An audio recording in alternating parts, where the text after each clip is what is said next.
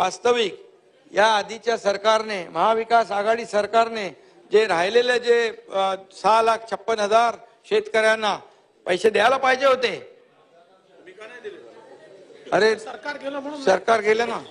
आणि त्यामुळे खरं म्हणजे या योजनेमध्ये तत्कालीन सरकारच्या कानापर्यंत किंवा कानावर जाऊन सुद्धा कानाडोळा झाला असेल, कानाडोळा केला असेल. परंतु अध्यक्ष महोदय, मी या ठिकाणी सांगू इच्छितो, मी या ठिकाणी त्याबाबत घोषणा करू इच्छितो की 6,56,000 वंचित शेतकऱ्यांना ते पैसे आम्ही देणार.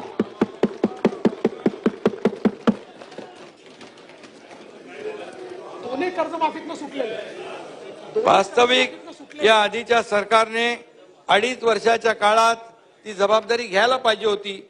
परंतु तुमच्या काळात मी माहिती घेतली, डीबीटी पोर्टल बंद होते.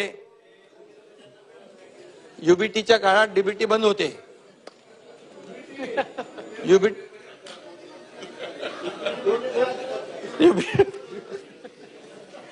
समजून घ्या ना, समजून घ्या.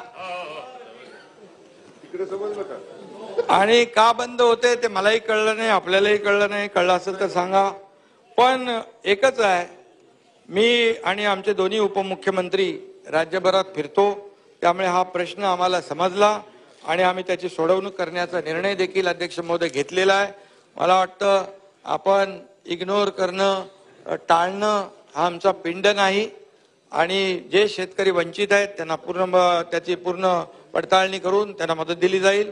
आणि म्हणून मी एवढंच सांगतो, जेव्हा आपण मैदानात म्हणजे आपण शेतीवर जातो, बांधावर जातो, तेव्हा हे शेतकरी सांगतात आमचे तेव्हाचे पैसे बाकी आहेत, या दुसऱ्या कर्जमाफीचे पैसे बाकी आहेत, ते आम्ही चुकवतो, बिलकुल चुकवतो.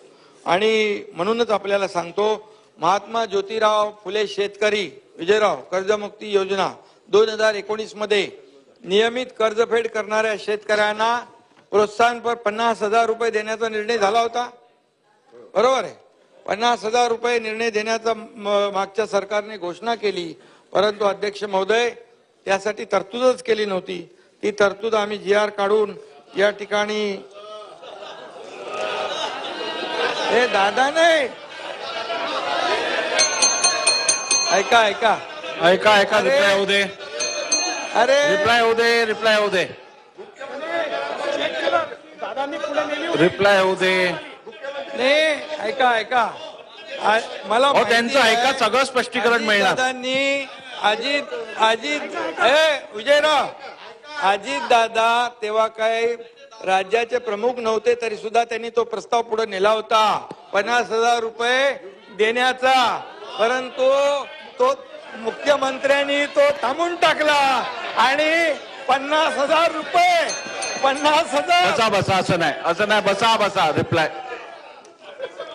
नाही, रिप्लाय होऊ दे. अध्यक्ष महोदय, शेतकऱ्यांचा अन्याय सहन झाल्यामुळे दादा इकडे आले आणि म्हणून दादा कधी अन्याय सहन करत नाही, ते आपण सगळ्यांनी बघितलं. आता चला पुढे.